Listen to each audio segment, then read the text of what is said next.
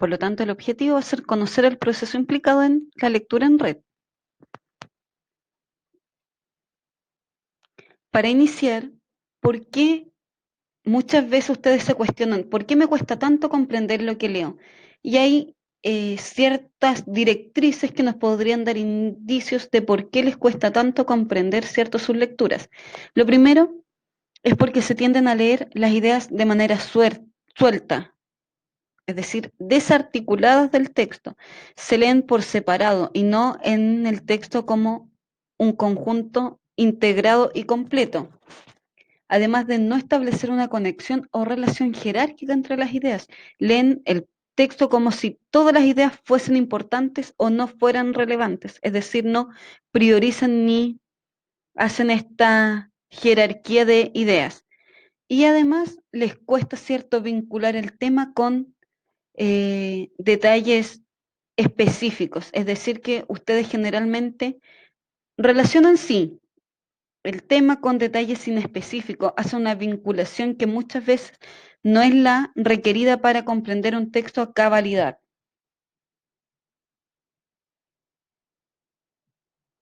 Para solucionar esto es que vamos a trabajar lo que es la lectura en red. ¿Qué significa leer en red? En primera instancia vamos a hacer una analogía. En Facebook, por ejemplo, que es una red social, ustedes van descubriendo que su amigo es amigo de alguien más, ¿cierto? Y ese alguien más es amigo de otra persona y otra persona, ¿cierto? Es amigo de ustedes. Y así van descubriendo ciertas relaciones de amistad entre conocidos. Algo similar ocurre en lo que es la lectura en red. Es un poco como establecer un Facebook de lectura, es decir, establecer redes dentro del texto. A medida, ¿cierto?, que se va avanzando la lectura, se van estableciendo conexiones entre las ideas de los diversos párrafos, pues existe lo que se llama la progresión temática, es decir, que se va avanzando dentro del tema, se va desarrollando. El contenido del texto va progresando al incorporar una nueva información y esta información se va relacionando entre sí de manera jerarquizada. O sea, se presenta información que es más relevante que otra para comprender el contenido del párrafo, del fragmento o del texto. Leer en red, ¿cierto?, requiere también la capacidad de descubrir relaciones de coherencia entre las ideas de un párrafo o un texto. Leer en red supone ser capaz de establecer las siguientes relaciones dentro de un texto, al interior del texto. Causa-consecuencia, es decir, que se presenta una información como causa y la otra parte de la información como consecuencia. Problema-solución, lo mismo que en el ejemplo anterior, solo que esta vez parte de la información se presenta como un problema y la demás información como la solución. Se puede realizar una comparación o contraste dentro y entre los párrafos o una secuencia temporal, es decir, se van nombrando elementos que ocurrieron en una temporalidad. Enumeración descriptiva. Leer en red supone ser capaz de establecer el criterio utilizado por el emisor del texto para ordenar su idea. Esto es, primero, cierto, establecer si es un criterio deductivo, es decir, que se ordena de lo general a lo particular o de lo abstracto a lo concreto. O, por otra parte, si se utilizó un criterio inductivo, es decir, ordenar de lo particular a lo general o de lo concreto a lo abstracto. Y seguimos con las interrogantes, y esta vez es ¿por qué es importante manejar estos conceptos de lo que es lectura en red a la hora de responder preguntas de comprensión de lectura? Porque, en primer lugar, este tipo de pregunta que tiene que ver con la relación entre párrafos, es decir, la lectura en red, son recurrentes en diversas evaluaciones.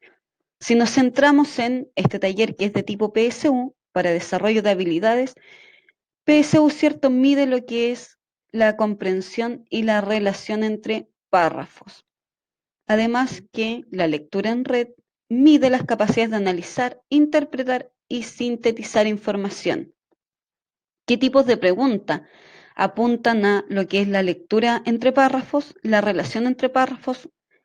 ¿Qué relación se establece entre los párrafos 2 y 3 del texto? ¿Qué relación existe entre el párrafo 1 y el resto del fragmento? Cuando nosotros nos enfrentamos a este tipo de preguntas, muchas veces cometemos ciertos errores ¿Y qué error se comete regularmente en lo que es la resolución de este tipo de interrogantes? Dejarse llevar, ¿cierto?, por el distractor. ¿Cuál es este distractor? Es que dentro de la pregunta, el distractor apunta a señalar, ¿cierto?, interrogar de qué habla cada uno de los párrafos. Y no se responde específicamente lo que se está preguntando, que es la relación entre los párrafos. Muchas veces nosotros, al enfrentarnos a estas interrogantes, por ejemplo, ¿qué relación existe entre el párrafo 1 y el resto del fragmento? Nosotros tratamos de ver los temas por separado, especificando, ¿cierto?, cuál es el tema central en el párrafo 1 y cuál es el tema central dentro del resto del fragmento. Pero esa no es la pregunta apunta a qué relación hay entre los párrafos. Es a lo mejor una relación de oposición, de causa-consecuencia, de una enumeración. A eso apunta este tipo de pregunta. Veamos un ejemplo. El trabajo arqueológico, desarrollado en América desde comienzos del siglo XX, sugiere la idea de que las culturas descubiertas por los europeos habían permanecido sin variaciones durante muchos siglos. Cuando se observan algunos cambios en ciertas regiones, eran atribuidos a la inmigración de otros pueblos. Solo a partir de la década del 60 se presentó la debida atención a la capacidad de innovación de las culturas prehistóricas, lográndose una comprensión más realista de la creatividad de los nativos americanos.